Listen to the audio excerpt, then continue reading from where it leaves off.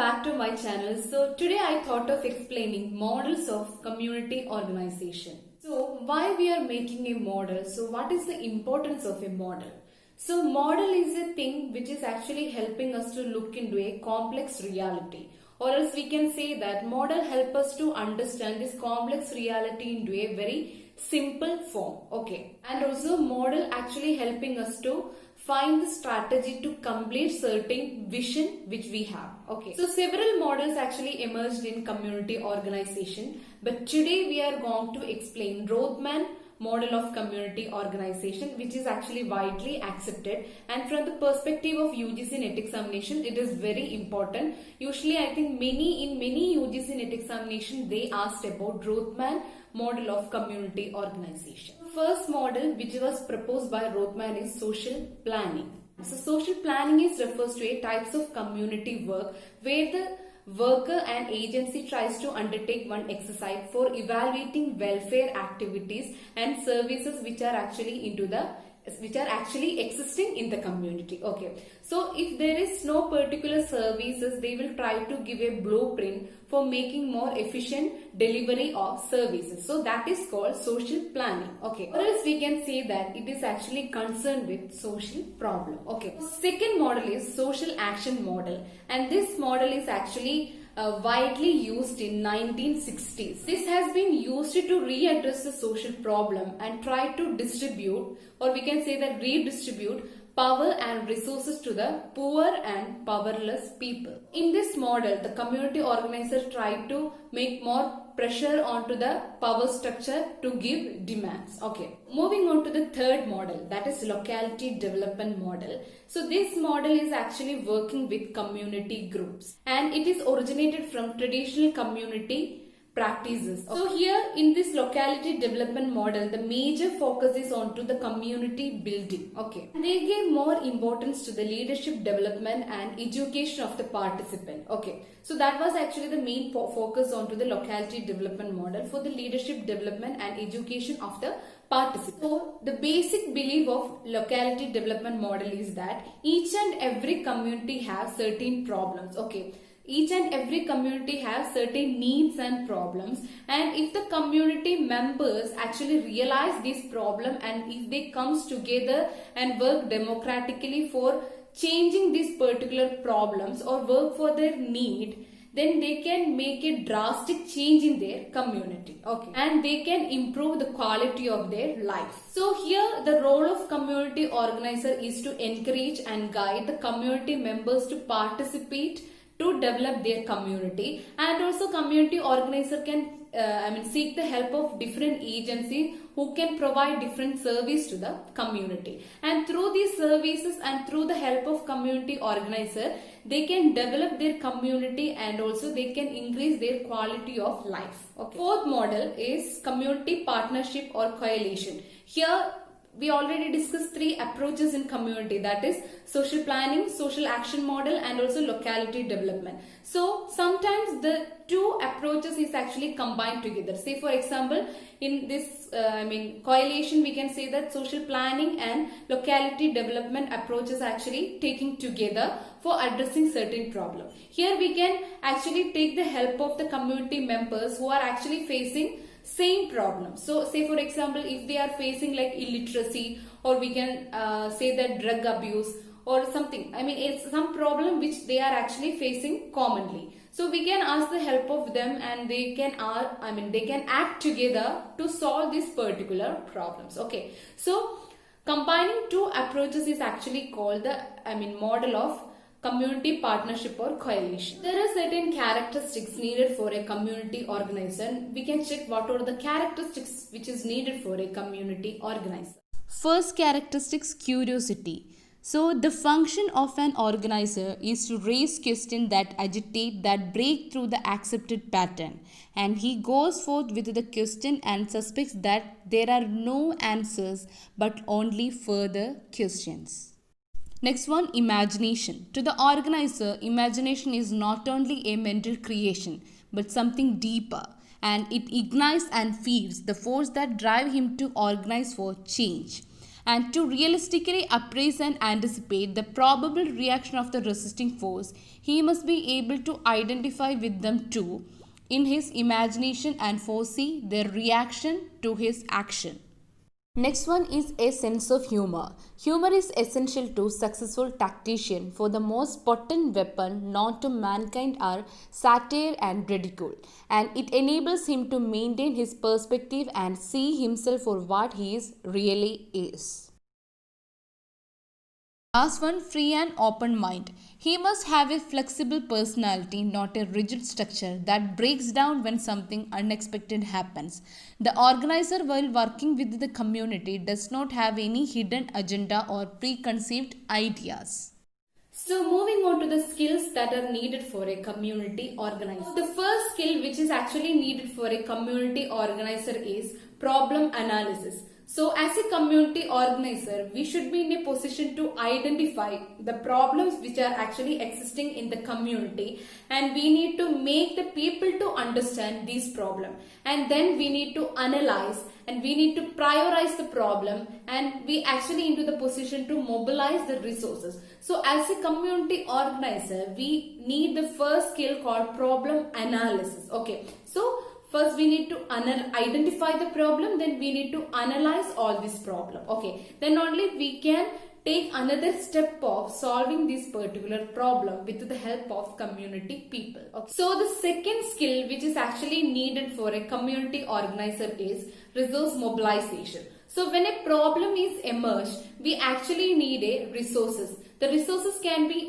in terms of money, man, power or time. Okay, so we can identify the resources from inside the community, as well as we need to identify the resources from outside.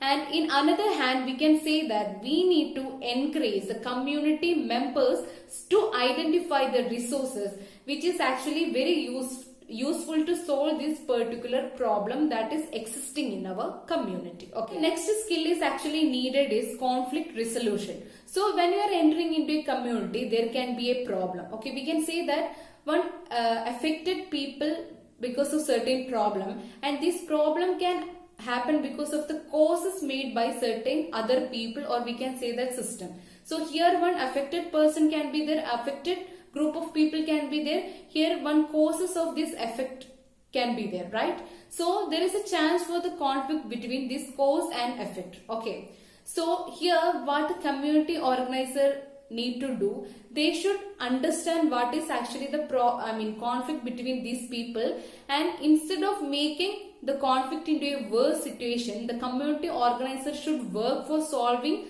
or we can say that finding out the solution for solving this problem. So he should act into the way to solve this conflict and to find solution for this particular problem. Next one is organizing meeting. So why organizing meeting is considered as a skill?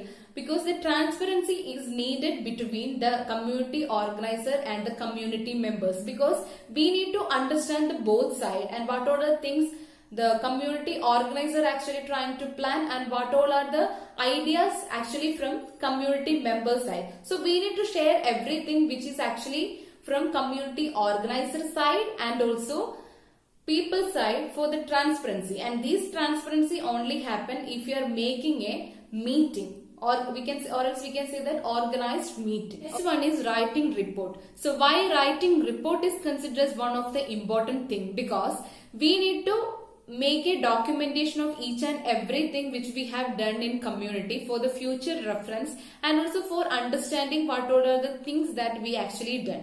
So this actually we can do ourselves as a community organizer. We can do the writing report ourselves, or else we can delegate this particular work to someone else. Next skill needed for a community organizer is networking skill. So we all know that why we need networking skill. So as a community organizer, we need to make networking skill with the people as well as the organization, because it will help for the proper functioning, or we can say that we will get the support from many other organizations and also like-minded people in the community itself. Okay. So the last skill which is needed for a community organizer is training. Okay. So sometimes if you're working in a community, capacity building training program is important for the community members. So as a social worker or as a community organizer, we should be a good trainer to give capacity building program to the community members if it is needed. Okay. So now we can check what all are the roles of a community organizer in a community. First role is communicator. Why? Because it is considered as communicator role, because we need to transfer the information and idea to the community people for the proper transparency. Then only they will actually try to understand the situation and they can be rich with the information about the problems that is actually existing in the community. So next one is enabler. So as I already mentioned that here the community organizer will not do the work himself, but he will try to enable the people to do the works. Okay. This one is animator and guide. So here they will try to encourage and give facilitation, or we can say that they will guide the community member to complete the work or to complete the action plan to solve this particular problem. So from starting to end, the community organizer actually taking the role of animator and guide to guide the community members for the proper planning, or else we can say that for identifying the problem, for listing out the problem, giving prioritize to the problem.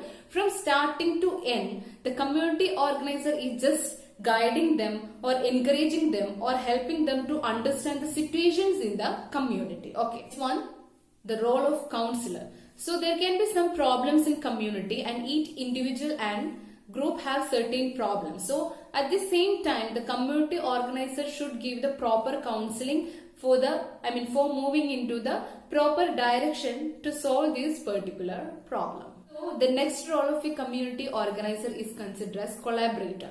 So as a community organizer, we need to collaborate with different organizations for solving the particular problem in a community, because we cannot do sometimes alone. Okay, so we need the help of like-minded people and some of other organizations for addressing certain problems in a community. Some of the other role of community organizers are innovator, model, facilitator, educator, motivation, catalyst, mediator and advocate. Because I'm not explaining all the things, I think from this name itself you can understand what all are the roles of a community organizer. So next we are going to discuss about people participation. So nowadays people participation is considered as important and basics of a community organization, or we can say that community success, because how much people are cooperating and how much people are collaborating to solve certain problems in a community. According to that, the success and failure of this particular program is going to happen. Okay, so there are certain types of participation are in community. So we can check what all are the types of participation in a community.